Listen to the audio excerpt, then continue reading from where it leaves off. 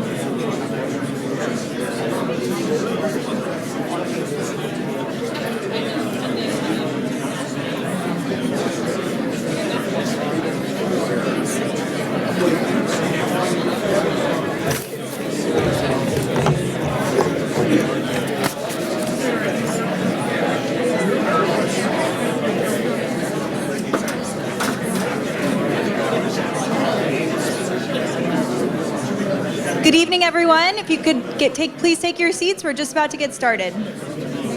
Please completely turn off, not just put on vibrate, your cell phones, Blackberries, and all wireless devices to avoid interference with the sound system. If you would like to use an electronic device today, please do so outside the meeting room. As a reminder, this meeting is on the record and will be webcast live on CFR.org. And lastly, CFR is pleased to announce an upcoming meeting on entrepreneurship in the U.S. More information can be found on the back of your program.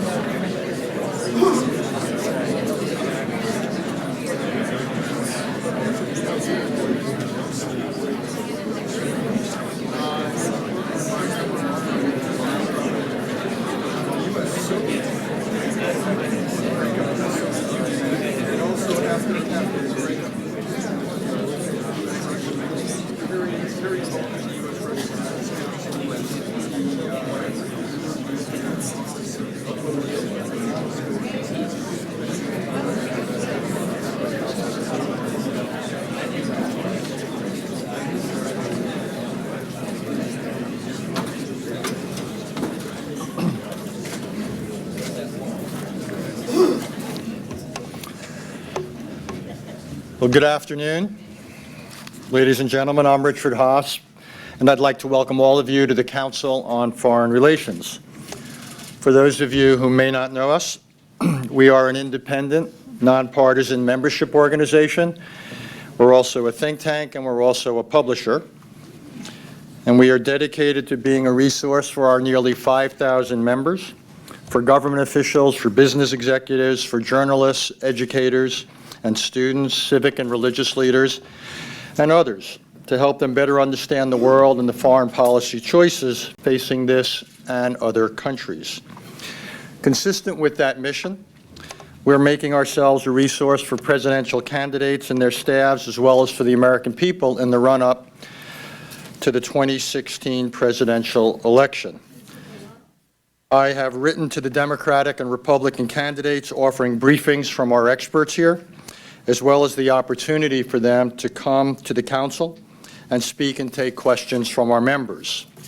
So far, we have hosted Marco Rubio, the senator from Florida, Jim Webb, the former senator from Virginia, and most recently Hillary Clinton, the former Secretary of State. Today, we are pleased and honored to host the governor of New Jersey, Christie. Governor Christie was elected governor of New Jersey in 2009. And before that served as U.S. Attorney for the District of New Jersey from 2002 through 2008. And today's conversation will be conducted by Jerry Seib, the Washington Bureau Chief of the Wall Street Journal. He's held that job since 2002, and he is the author of the weekly column in the Wall Street Journal, Capital Journal. The scenario is first we'll hear prepared remarks from Governor Christie, after which he will take some questions from Mr. Seib, after which he will take questions from members of the Council on Foreign Relations. So with that, let me just welcome the governor to the podium. Governor Christie.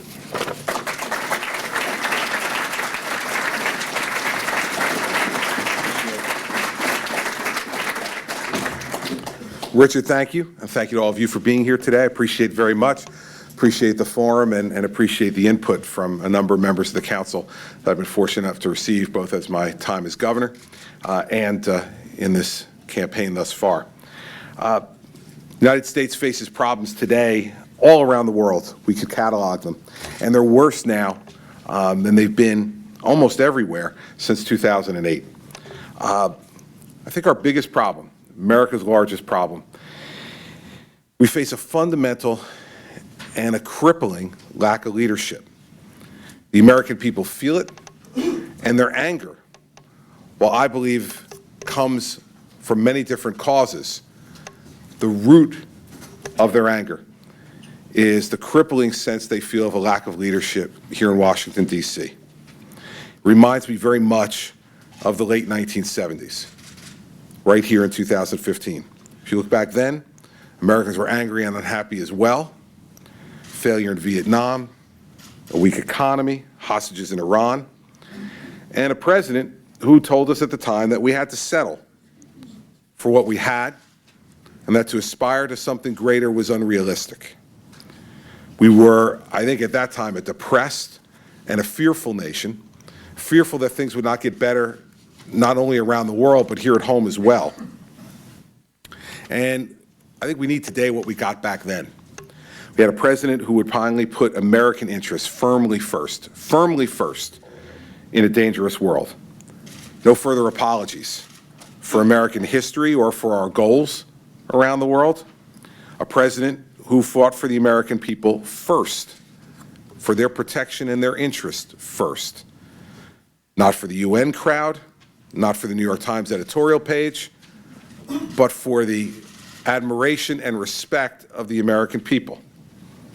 Those very same people, those crowds he was not playing to, did what those crowds normally do when they're not played to. They ridiculed him. They ridiculed him as a cowboy. They blatantly said that he would start a nuclear war. They said he would leave the world if he became president. Less safe, less stable, or for some of them, a world that wouldn't even be here because of nuclear annihilation. Of course, what happened because of his leadership was the longest sustained period of economic growth in our recent history, and peace and stability in the world, and the end of the Cold War. That's what strong, principled leadership can do. That's what it did under Ronald Reagan, and that's what it can do again now. Fact is, I had a political science professor at the University of Delaware who gave me two great lessons about politics, and two phrases that he gave me. I'll talk about the first one. He talked about how essential listening was to leadership.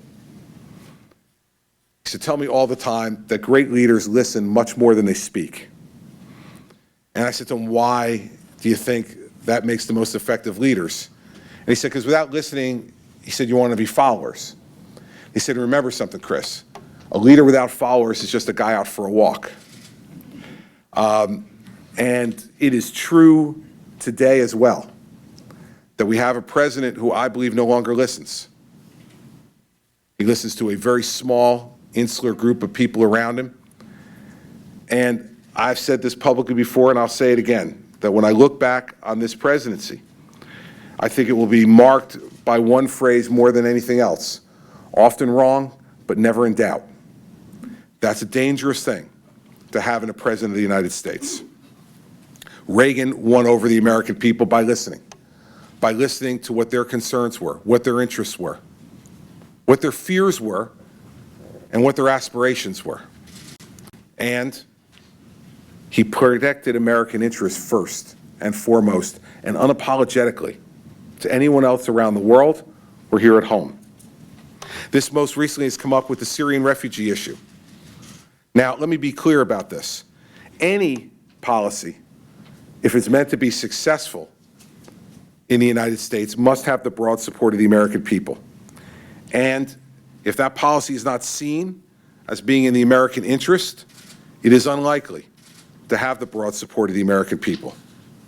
The president's huge blunder, in my view, is going overseas and criticizing folks here at home who have raised genuine concerns about the safety and security of America under this policy. For me, I'll be quite clear. When the FBI director stands up and says that he cannot assure the American people that Syrian refugees can be effectively vetted, that ends the conversation for the moment.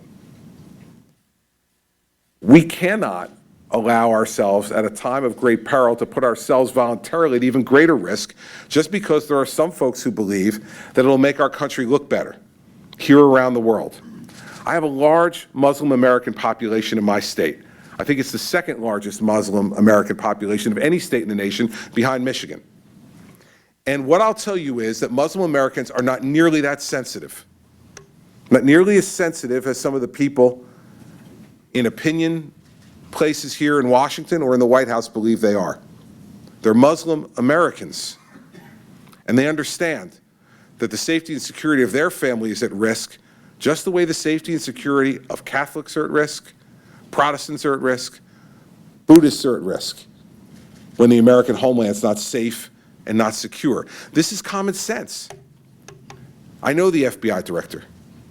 I worked with him as U.S. Attorney in New Jersey when he was U.S. Attorney in Manhattan. That's what passes for foreign policy when you're a U.S. Attorney, dealing with the Southern District of New York. I knew him as my boss as the Deputy Attorney General, and I now know him as the FBI Director. He's one of the fairest, most competent, capable, and honest people I've ever known in public service. When he stands up and says that he cannot assure the American people, the president should be a leader that listens and listens to the professionals he's placed around him. When the FBI director says it's capable to vet folks, then we can revisit a policy that the American people could support. But instead, what the president decides to do, what he decides to do is to try to belittle those who have a differing opinion. It's not good enough just to disagree. You're smaller.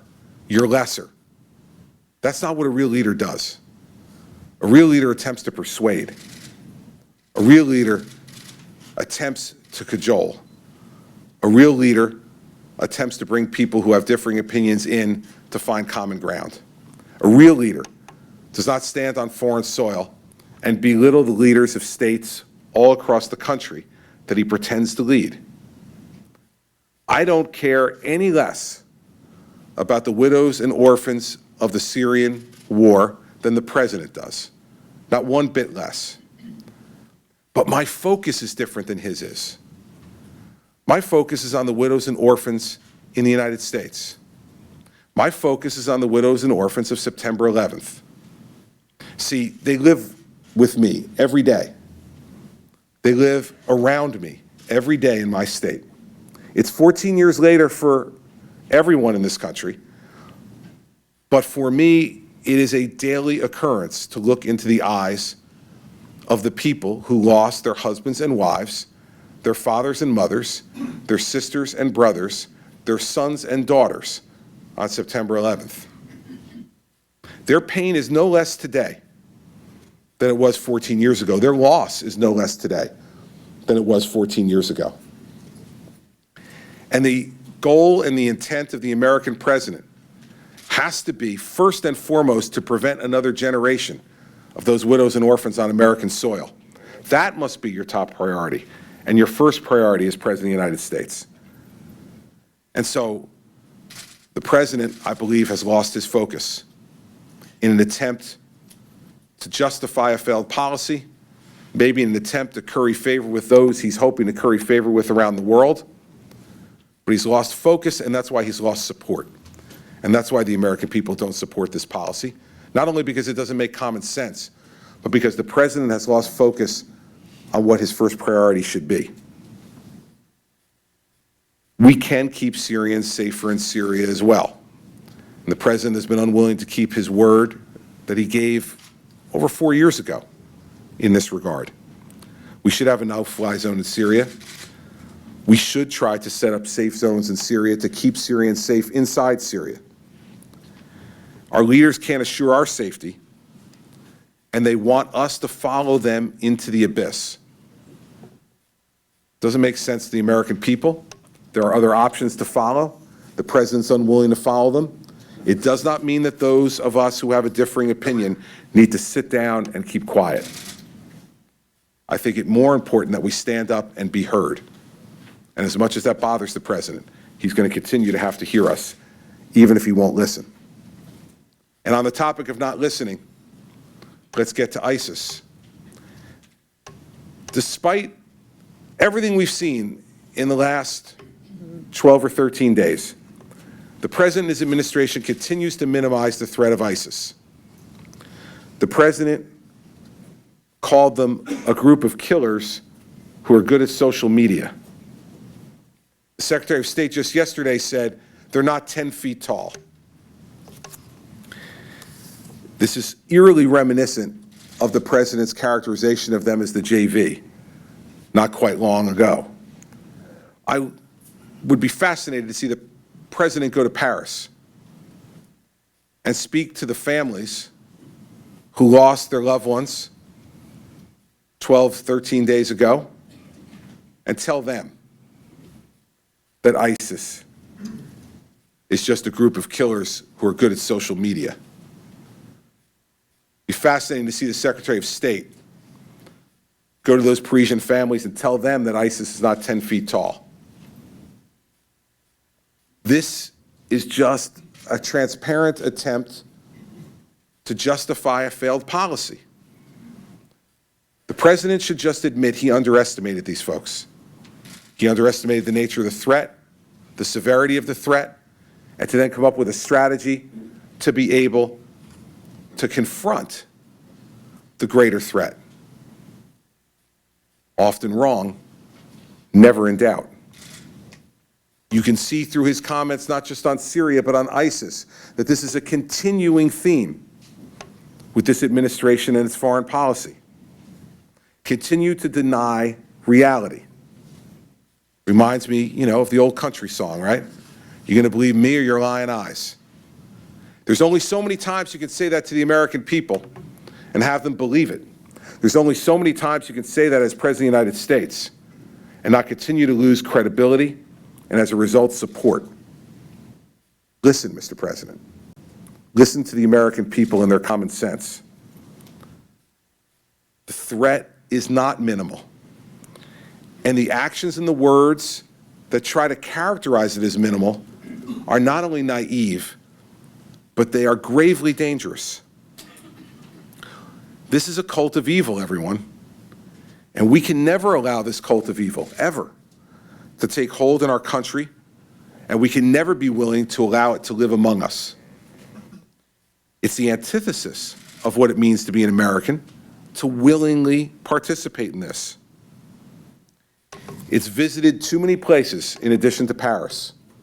We could all go through the list of cities where ISIS has already struck. I don't know if they're 10 feet tall, but they're looking pretty tall in those cities.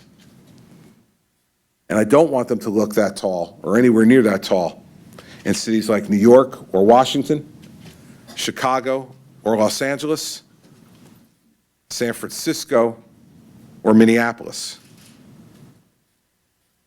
I'm a former prosecutor. I'm a former prosecutor in the post-September 11th era.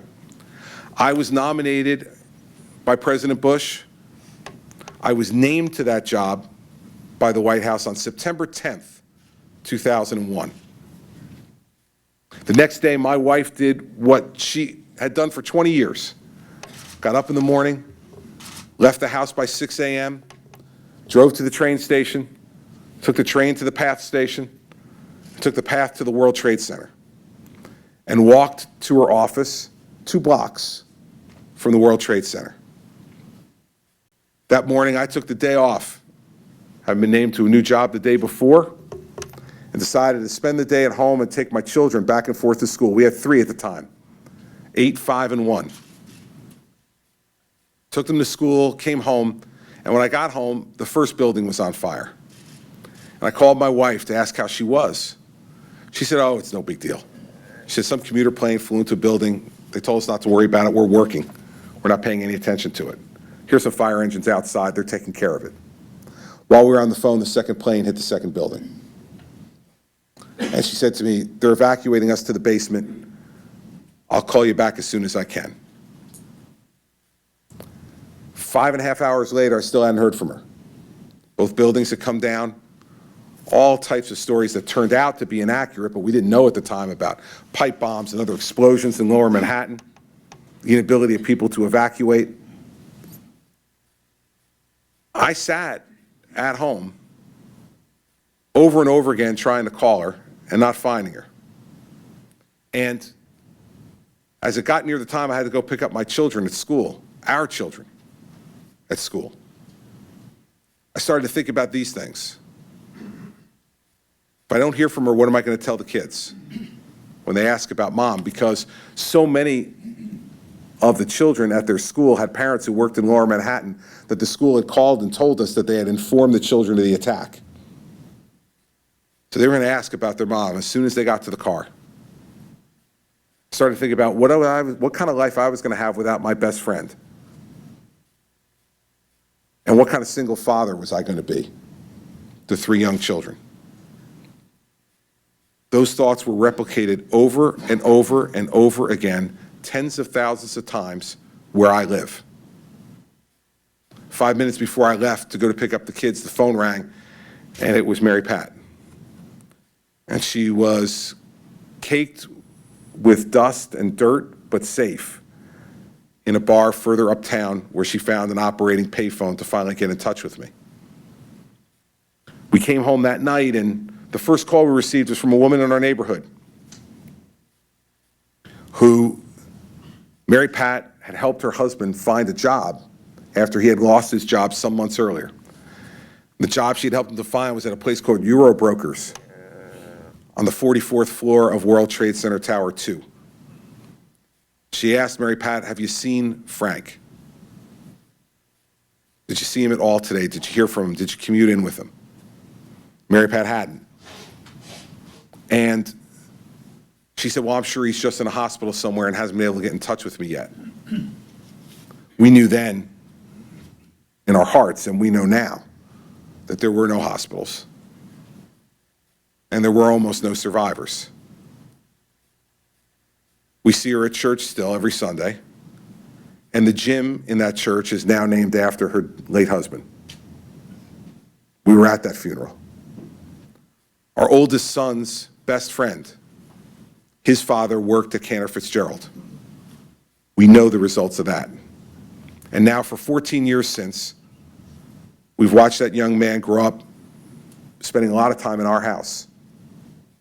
And every year since Facebook, on his Facebook page, on his father's birthday, he puts his father's picture with just one simple sentence underneath it. Dad will never forget you. I fear that this administration and many parts of this country have forgotten. I can't forget, because terrorism is not theoretical to me. Not theoretical. It's real. I see it in the eyes of people in my state every day. The loss is significant and never goes away. I would love to govern in a world as I wish it was. I don't. Real leaders have to govern in the world as it really is. And I wish the president would enter with us into that world. That's the world I've been trained to see, not only through my personal experience, but through the next 7 years I spent as a prosecutor, prosecuting planned acts of terror in my state, that because we took the steps we needed to, and because we had a president and an attorney general who kept our eye on the ball, we prevented future attacks from happening, future deaths from occurring, future families from suffering the loss and the pain that I see right in my hometown. My sacred obligation as president would be to protect the American interests first and foremost. If we don't take care of ourselves, no one else will. We don't need a global order that will protect the interests of global business and academia. We need a strong America that will protect the interests of the American people, and strong nation states around the world that will assure world stability. This nation is our home. It's where our children are born. It's where our grandparents are buried. Our homes and our neighborhoods have to be safe and secure. They have to be a place where families believe that we can reach our fullest potential. And despite whatever the president says, do we feel that way today? Do we feel that we're as safe as we can or should be? And do we feel that our government is acting in our interests to provide that safety or security? Or do they have another agenda that they've placed, unfortunately, in front of it? This government is paid to be on our side, not working for other interests, but to work in our interests. And today I don't believe that's the case, not on this issue. Ronald Reagan used to say, we're the drivers of this government, not the other way around. National security is not a privilege. It's not an option. It's a fundamental right of the people of this country. And we must never forget that. People forget that in all different kinds of aspects too today, I think. Some people think any trade deal that's negotiated by global interests is something we have to sign on to. I say the proof is in the pudding.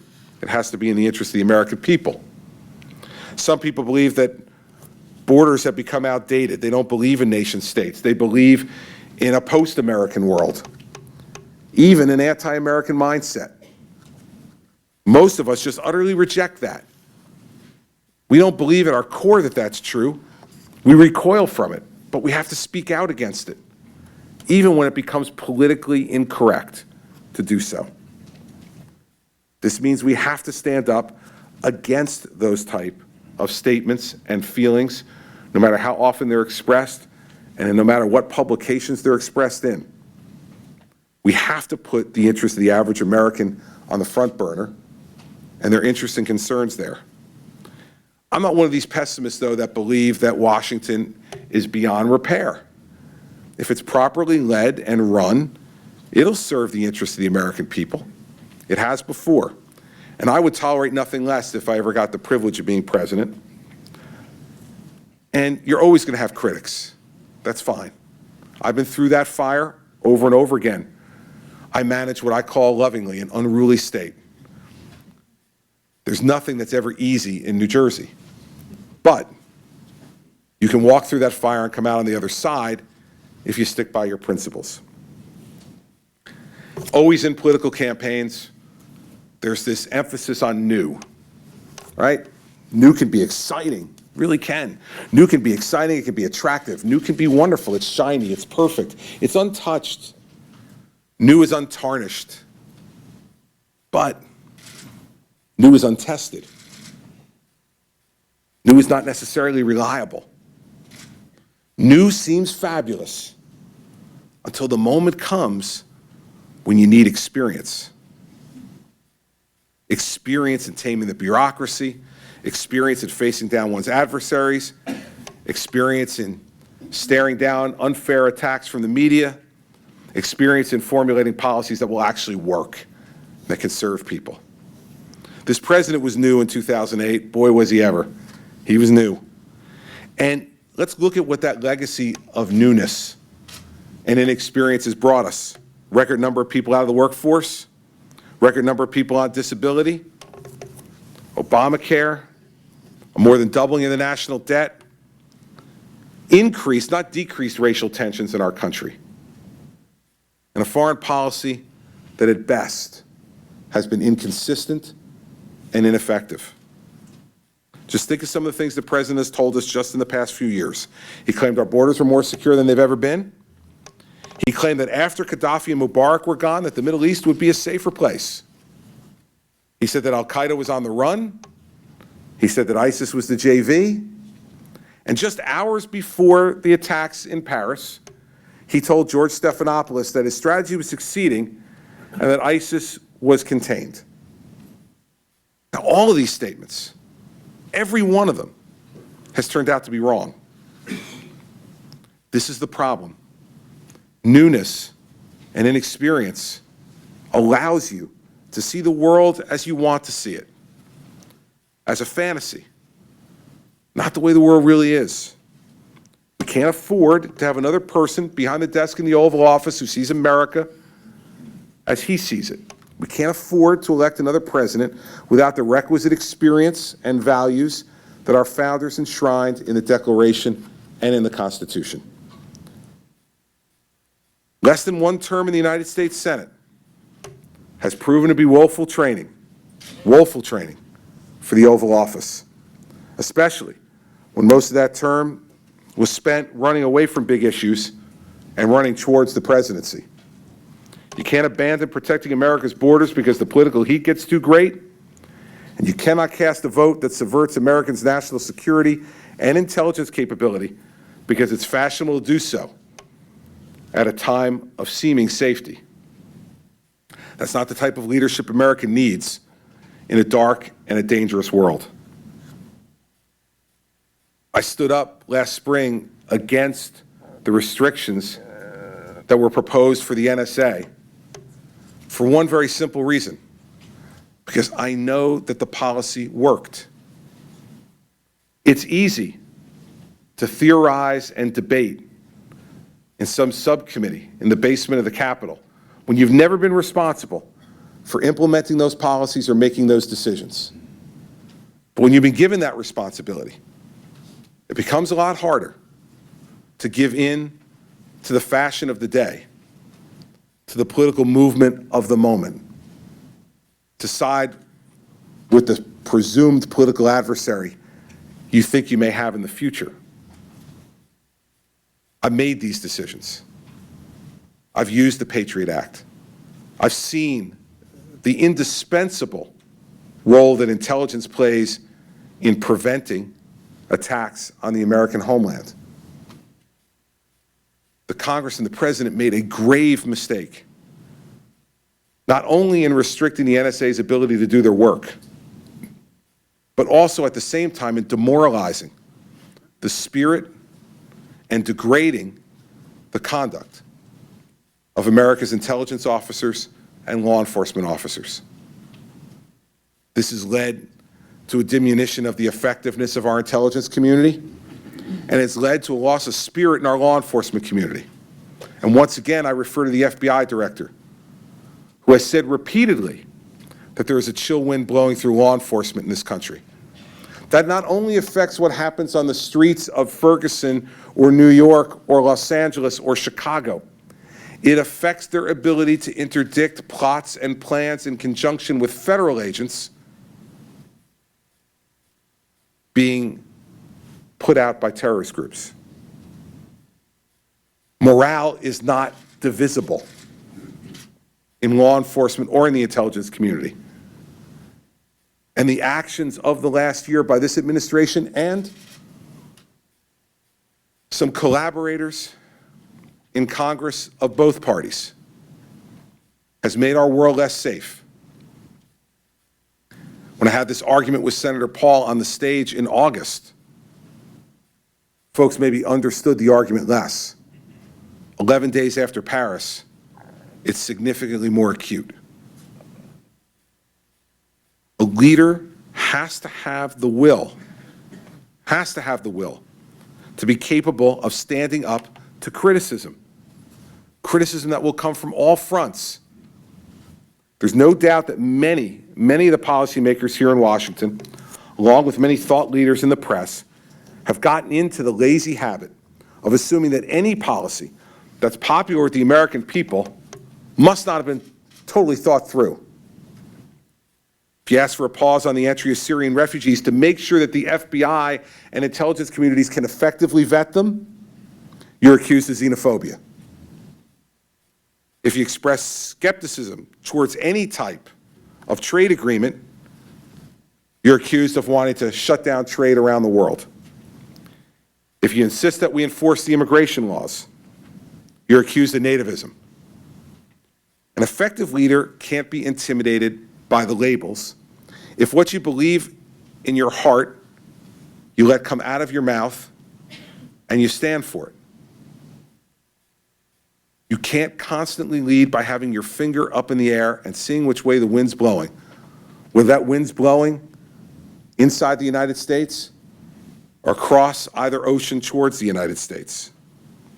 So let me be clear, no one, and I'm not, is advocating a return to isolationism and the protectionism of the 1930s. No significant group of Americans wants a policy like that, and I don't either. But what they do want, and what they're entitled to, is thoughtful, experienced, prudent leadership that recognizes that this country is our home and that we deserve leaders who constantly and carefully look out for our interests in a dangerous world, even if that means taking actions that aren't popular with certain portions of the opinion-making society in this country. See, I think that in times like this, those are the truths that should be self-evident. Those are the truths that should form the basis and the foundation of how we lead in this country. Those are the self-evident truths of the American people, and they must be again to our government and to its leaders. There are some that seem confused by the current political season. They don't know what to make of it. They say they can't figure out why the American people are expressing some of the concerns they're expressing. We need to listen and not try to rationalize. Listen to their frustration and their anger. It is based on the ineffectiveness of the policies they see, the ineffectiveness of the government they see, the ineffectiveness of the government they're paying for, and the sense of drift that they feel from a country and a government whose leaders are unwilling to make the difficult decisions and take the stands that need to be taken, whether they're popular for the moment or not. I understand what's happening here. I understand anger and frustration. I'm from New Jersey. Of course I understand anger and frustration. We live for anger and frustration in New Jersey. And maybe that's why we understand the American people's complete detachment from what happens here. They don't think anyone here is listening anymore. And there are two ways to react when people you think people aren't listening to you. To keep quiet and go away, or to yell even louder. Unfortunately, we have both going on right now. Both at the same time. We have scores of people who are detaching themselves from the political process in this country because they feel like their voice will never be heard, no matter how loud they yell. And then we have a group of people who believe, the hell with that, I'm going to yell louder and louder and louder. If we don't respond to this dynamic, our way of life will be buried by it. We need to listen and lead and not be polling every question that confronts us, but to ask in our hearts, who do we really stand for? The answer, I believe, has to be that we start putting forward policies both here and abroad that put the American people and their interests as they see it first. And if we do, then we have a real possibility of uniting our country again, regardless of the ideological differences, regardless of religious and ethnic differences. We can reunite our country. But it will not be reunited by someone who purely talks. It has to be reunited by someone who listens first and then gives voice to the people that he's honored enough to represent. That's the type of leadership I propose for our country, not only because it's good politics, but much more importantly, because it's the only way to bring a dispirited country back to a sense that the tomorrow will be much better than our yesterday. If we do that, then we have an opportunity to bring our country back together again. So thanks for giving me some time. I'm happy to answer your questions. I appreciate it.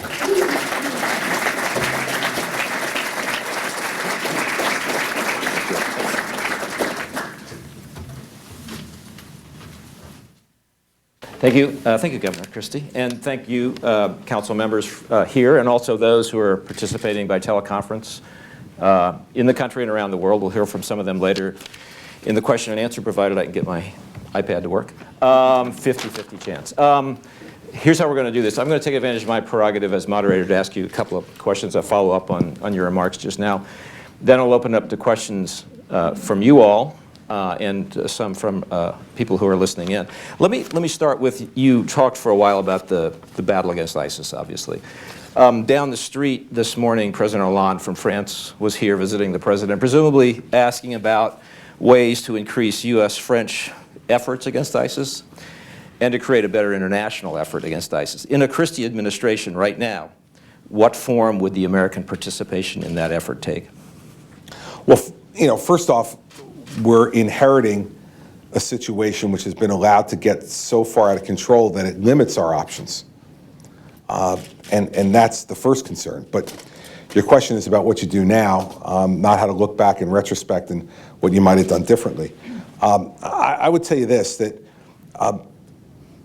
I would hope that France invokes Article 5.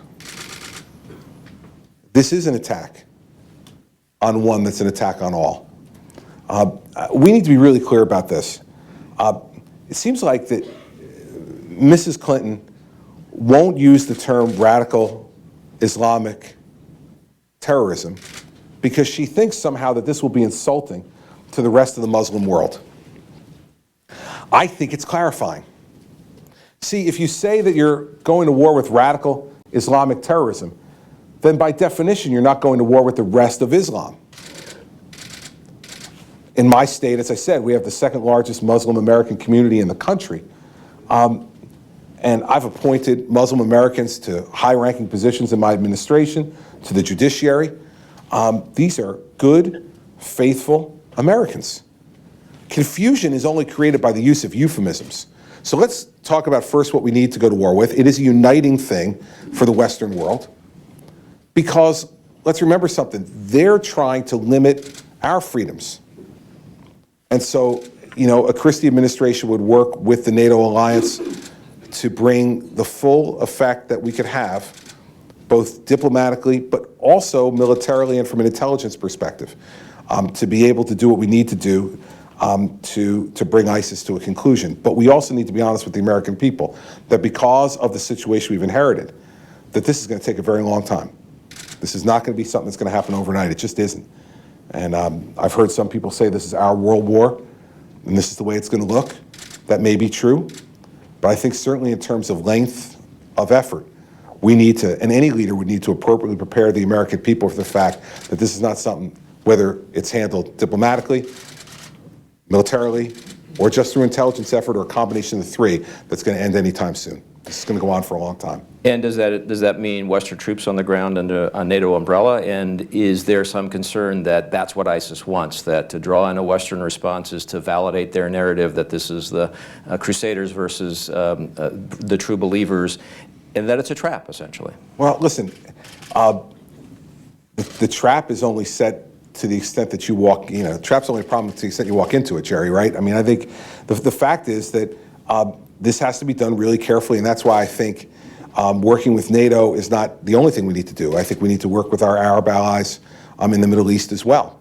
And quite frankly, those Arab allies right now are suspicious of what American interests really are in the Middle East and what our motives truly are, and whether they can count on us for friendship. They look at what's happened with the Iranian deal, they look at what's happened in our public interaction with Israel, and in some of those capitals, I think they're wondering whether they can count on the American resolve any longer. So I don't think this is only a NATO operation. I think you have to work hard to bring our Arab allies into it as well to avoid the very trap that ISIS is looking to set.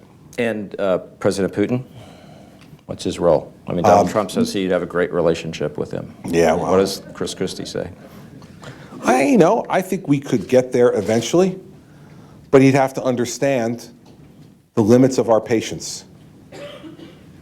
And he's reaching the limits of our patience with his adventurism. And so I don't think we'd be fast friends. Okay, but would you be partners in Syria, specifically? Not as long as he wanted to continue to prop up Assad, no. His priorities are different. And this is where some other candidates, I think, have a naive thought about this. I don't believe President Putin has any real interest in combating ISIS. His role in Syria is to prop up Assad and to keep him there and to work with the Iranians to do that. And I don't think he has any other real interest in it, even after ISIS attacks on his own people. I don't think that's his priority. He has limited capability, and he is focusing that limited capability on his top priority, which is, in that instance, propping up Assad. So last question from me before I turn it over then, but to follow up on that answer, I take it from what you just said that you don't buy the theory that what the U.S. and France and our allies ought to do right now is grit our teeth, accept the fact that President Assad will have to stay in office for a while longer so that everybody can focus on the fight against ISIS. No, because I think the premise is faulty. Not everyone will focus on ISIS. Others, like the Iranians, like the Russians, will focus on solidifying Assad's position, not just for the next few months, but for the long term. And so you can't have an agreement with someone whose goals and objectives in the agreement are completely different than yours. And I don't believe we're at a point at the moment. Now, maybe Russia will come around to a different point of view, but I don't see that happening anytime soon. And certainly not with the Iranians either. So, no, I think the premise of the question is faulty. So, yeah, no, I don't agree with that. Let me ask, Barbara, I'll start with you. So here's the deal. You got to stand up, you got to wait for the microphone, and then you got to tell us who you are and where you're from, and you got to ask a question, not make a statement. But although sounds good, you can cut in if you want. It's like you're shy. You're shy and retiring, I know. So. I'm a wallflower, so that'll be hard for me, but we'll see what we can do. All right, Governor Christie. My name's Barbara Slavin. I lived in Livingston, New Jersey at one point. Oh, there you go. So. As did I. On Syria, who would you support in terms of an opposition to Assad? How would you make a coherent opposition to him that would be able to fight ISIS? And what do you make of the fact that our Arab allies, Saudi Arabia and others, have been concentrating most of their time in the last few months in bombing Yemen, not bombing ISIS? Thank you. Well, a few things. First off, I'll start at the end and then work back up. I think that they're spending their time on that for two reasons. One, because they see it at the moment as a greater threat to them. And secondly, they don't think they can count on us. And I think they have good reason to think they can't count on us. Our policy has at best been erratic. Our actions seem to differ with our words in terms of our interaction with those allies. And I think if you spoke to the Jordanians, in addition to the Saudis and the Emiratis and the Egyptians, that they would say the same thing. They don't really know what American policy is. They're afraid we're playing footsie with Iran. They don't know what that's going to mean for their long-term interests in the region. And I think they believe that American resolve is only as good as the next poll that comes out from Quinnipiac or Marist.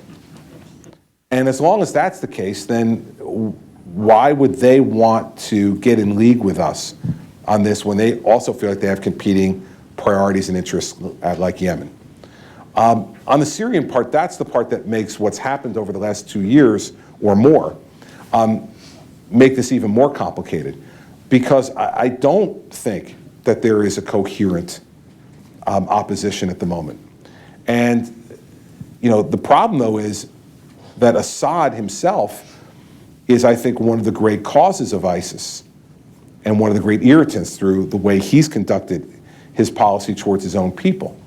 And so the president has now left us in a really difficult situation.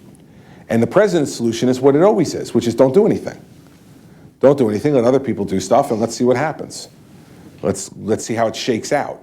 But meantime, ISIS is getting stronger, and they're not contained. And their scope is not contained. Their range is not contained. And it's only going to get greater to the extent that they're not being pressured there. So it is, I don't have an answer to who is the group that you would put in charge of Syria. The problem is that given how badly it's deteriorated and how long the president has ignored this festering problem, he has left us with a situation that is, at best, on your best day, too complex and too problematic for a 2-minute answer, and one that's going to take a lot more time to figure out. But long-term, Assad staying doesn't help the ISIS problem and creates other problems in the Middle East as well. Right here, and then we'll go back there. Thank you. Nelson Cunningham at McClarty Associates. You spoke quite a bit about President Reagan. You didn't speak about his vice president, George H.W. Bush, nor did you speak about the most recent Republican president, George W. Bush. I think many of us could easily imagine the remarks that you made today having been stated by President George W. Bush. It seems to come out of the same ideology. Would you be a strong president in the mold of George W. Bush? And would that give us the same foreign policy, excuse me, would that give us the same foreign policy that he gave us? No, I don't think that's the case. And listen, concerning the fight on terrorism, there are a lot of similarities, yes. I think that all the tools that we need to have should be made available to us, and that we have to make sure that we police those who use the tools. See, the argument that we had this past spring and summer was, that somehow the tools were inherently faulty. They're not. The tools are effective and proven to be effective. There are always going to be folks operating in every sphere of life who are going to color outside the lines. We see it every day. They're bad doctors, they're bad lawyers, they're bad accountants, they're bad athletes, right? In every walk of life. Yet what we decided to do this summer was to throw tested and proven effective tools out because of allegations, not even proof, but allegations that somehow those tools could be used in a way that was unconstitutional. I still haven't seen the case made that anything that was done was unconstitutional, and it's usually, when that case is made, it's made by people who don't have the first damn idea what they're talking about. Not the first idea of how to use these tools.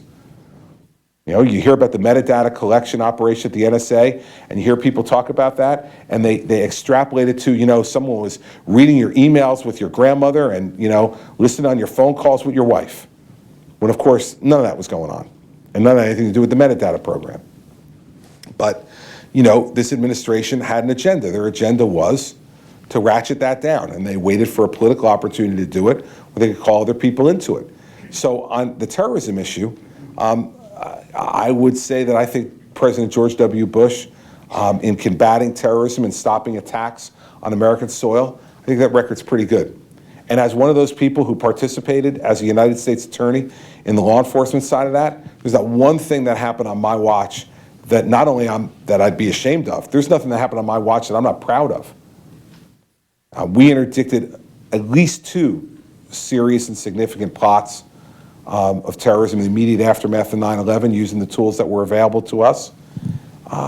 One regarding a shoulder-fired missile purchase, and one regarding a plotted attack on Fort Dix. Either of which, if had occurred, would have cost a significant number of American lives.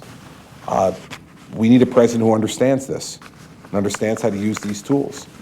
On foreign policy more broadly, there's a number of ways that I would be different than President George W. Bush. But on the fight on terror, which is specifically, I think, the language that might be most like Governor or President George W. Bush's, I'm proud to have been a member of that administration. I'm proud of the work that we did. But let me just follow up on one point quickly. So there was a federal judge about 2 weeks ago that ruled the metadata collection program was probably unconstitutional, and he shut it down at that point. So how do you avoid that problem if you resurrect it? Well, first off, that's one federal trial court judge. You know, he or she is welcome to their opinion.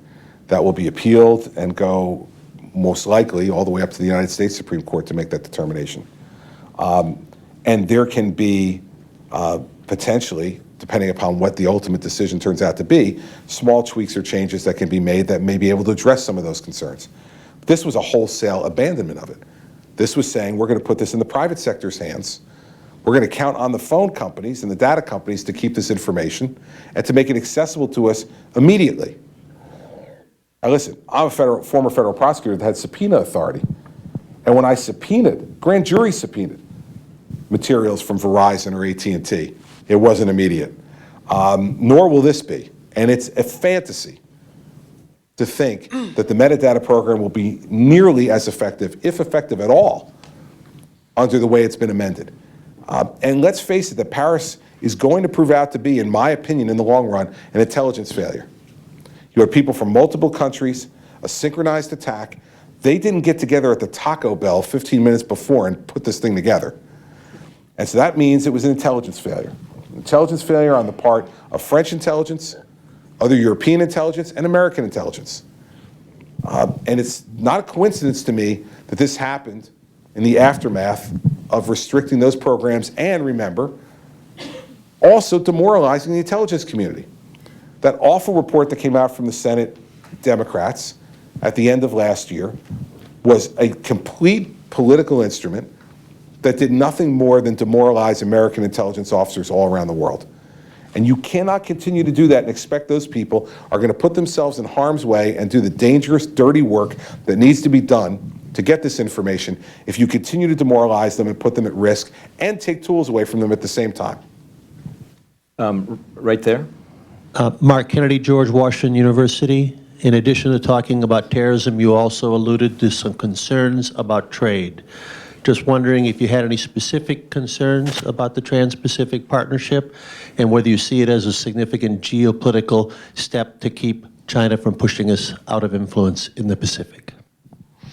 My specific concern is that it was negotiated by Barack Obama's administration. That's my specific concern. And I haven't seen an agreement yet that this president's negotiated that has been in the American interest. And so I have great skepticism about this 5,000 or 6,000 page agreement. Do I have skepticism about trade overall? No. I want trade agreements that are fair. And I want trade agreements that the American people can support. And I do think the goal of having expanded trade throughout the Pacific, especially vis-a-vis our competition with China, is an important thing. But I wouldn't let this president negotiate to buy me a car. Because if he went into the car dealership to buy me a car, his first words to the salesman would be, "This is my friend Chris. He's not leaving this showroom today without a car." So let's negotiate price. That's my concern.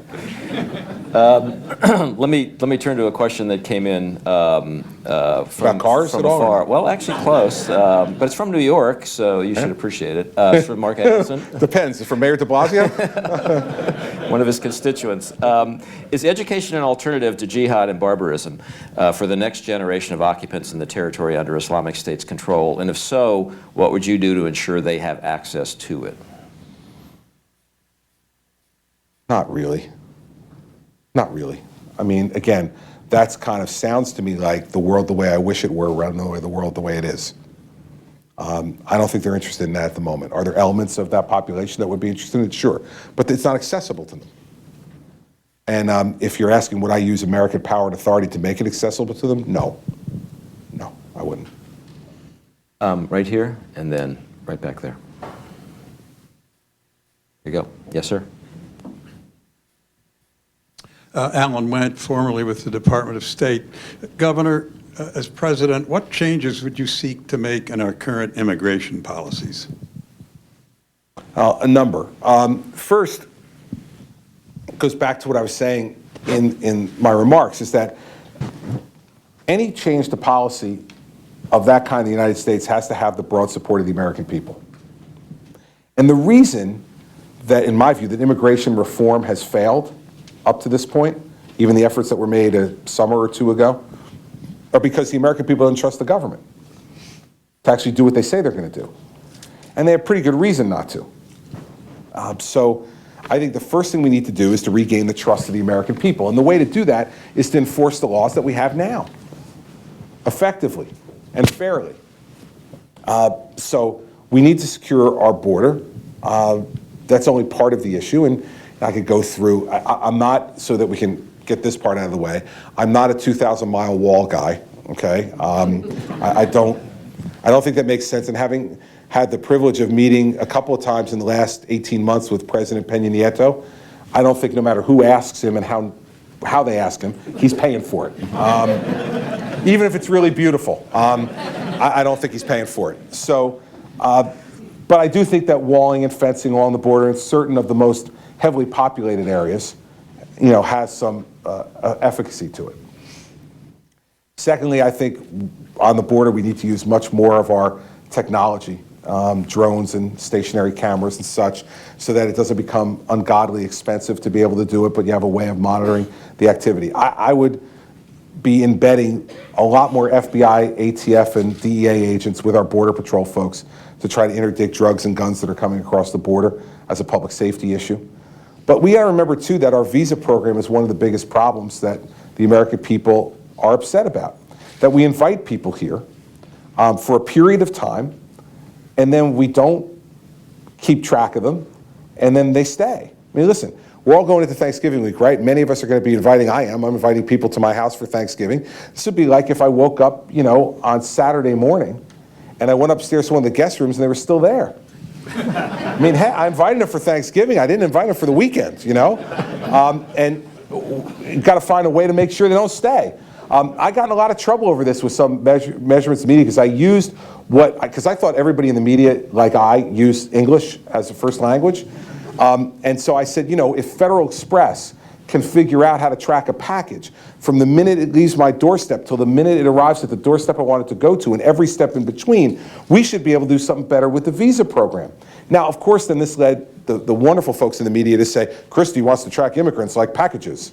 I went on CNN and they said, are you talking about putting barcodes and chips in people when they come in the border? Really, and then the media complains about the level of intelligence in the debate. It's really fascinating for me as a candidate. But we need to go to a biometric system on visas. And by the way, I don't need to put barcodes on any people because you already have them. They're right there. Your fingerprints are your barcodes, and everyone is an individual one. And every person who comes in here on a visa should have to give their fingerprint. And it should have a database. And when they access services in this country, they should have to give that. And if you're over your visa stay time, that's the moment when we tap you on the shoulder and say, time to go home. Because whether it's 10 or 11 or 12 million people, however you calculate it, whatever study you look at, most of them say that 40% or more of those folks are visa overstays, not people coming over the southern border.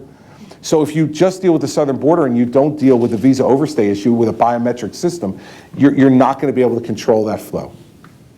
Lastly, you got to use E-Verify as well, because you got to acknowledge that unlike what some people think, people actually come here to work. That's what they're coming here for. And so if you make everyone use E-Verify and you have significant fines for hiring people that are illegally, do those things first. Show people you're willing to enforce the law. I think one of the things that people are most upset about with this president is the sense of lawlessness in this country.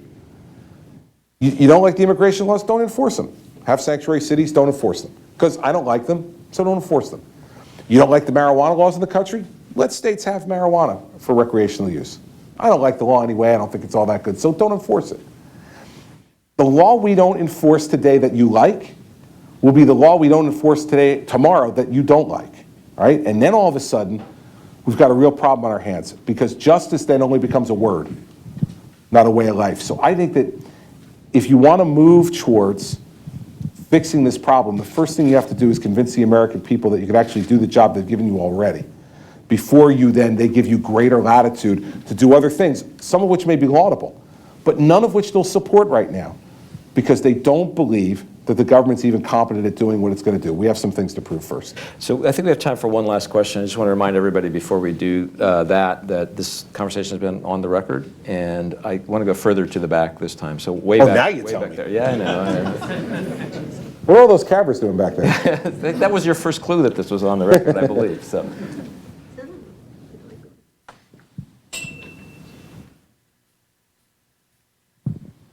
Hi, thank you for the thoughtful conversation. My name is Rahawal. I'm with Human Rights First. I wanted to follow up on the Syrian refugee question.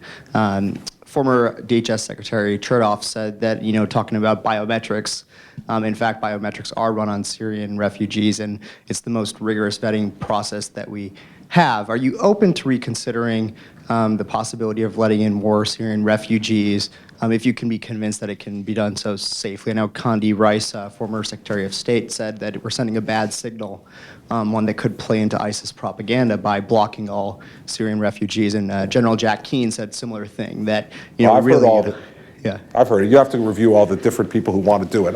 I know. None of them, by the way, you'll notice, have any responsibility today for ensuring the safety of the American people. So it's easy to theorize and be an academic about this. And that's not being critical of academics. They have a role. But they don't have any responsibility. So, when the FBI director tells me he can do it, then I'll reconsider. But not until then. Mike Chertoff used to have my job. He used to be U.S. Attorney for New Jersey, my old job. And he was DHS Secretary. And he's a really bright, smart guy. But he has no responsibility today for doing what needs to be done. And it's easy to say those things. And people on television want you to say them, because it's the politically correct thing to say today. That's the politically correct thing to say. Believe me, I've seen the emails I've gotten since I said what I said, and the Facebook posts and all the rest of that stuff. I'm not, deaf, dumb, and blind. The politically correct thing to say would be that. I'm not saying it because I have a responsibility. And by the way, the federal government has a responsibility to let me know what's going on in my state as governor. And this administration doesn't inform governors when they place refugees in their state. Now, most people don't. I was on some program last week, and I said that. They said, that's impossible. I said, no, actually, it's happening. And, the president, when we were all on the phone with him last week, told the governors, when that issue was raised to the president, he said, well, we'll try to do better. That's wonderfully assuring if you're a governor of a state. Fact is, the person who has the responsibility today, the primary responsibility for telling us what law enforcement's capability is at the federal level, is the director of the FBI. The Attorney General, I think, has been relatively quiet about this. The director of the FBI has spoken out, and he's spoken out before Congress that it cannot happen. They don't have the wherewithal in their databases at the moment to be able to effectively do this. So, that to me is determinative. It's only not determinative if your priorities are different. Like if your priority is to win a Nobel Peace Prize, then say, okay. That's your priority. What you want is to get a pat on the back from the world opinion shapers, then say otherwise. But if your responsibility is to protect the lives of the people that you represent, and you have the top law enforcement official in the country saying, I can't vet them, it doesn't seem to me to be a hard decision. It only becomes hard when we decide to get all politically correct with each other. We're sending signals. Well, what happens if one of these folks comes in and winds up participating in an attack that kills Americans? What kind of signals are we sending then? Because I can guarantee you, there'll be all kinds of people in this town who had the opinion to let folks in who will run for the hills. Or all of a sudden have qualifiers that, well, wait a second, I said if this and that and this and that. And when you're in charge, when you have to be responsible, you don't get to run. And you don't get to hide. And you shouldn't run and hide now. This is my view because I have the responsibility. And I've had the responsibility as a law enforcement officer too. So, you know, when the FBI director tells me that he can do this better and more effectively, then that changes the equation. But up to this moment, we don't have that. We have a bunch of used-to-bes who are saying it. That's fine, they have a role to play. Their role is to write and go on television and say things, and then when something goes the other way, they go on television and say the other way because they don't have the responsibility to do it. So, you know, I have a great deal of respect for all the people that you named and the ones that you were going to continue to name before I interrupted you. I'm sure I have great respect for them too. But man, they're not the ones who are responsible.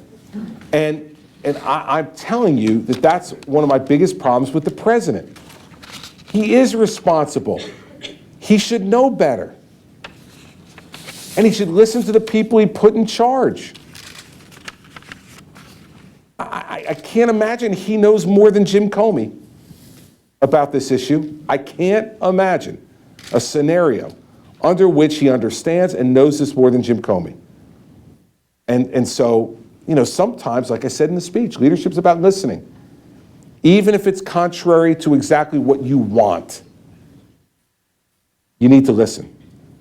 And I will tell you that if something does happen where American lives are lost, the American public both will and should be relentlessly unforgiving of those who are responsible for having done the politically correct thing and not listened to the people who knew more than they did. Governor Christie, thank you very much. It's been a pleasure to have you at the council. Thanks for your time. Thanks, sir. Thanks.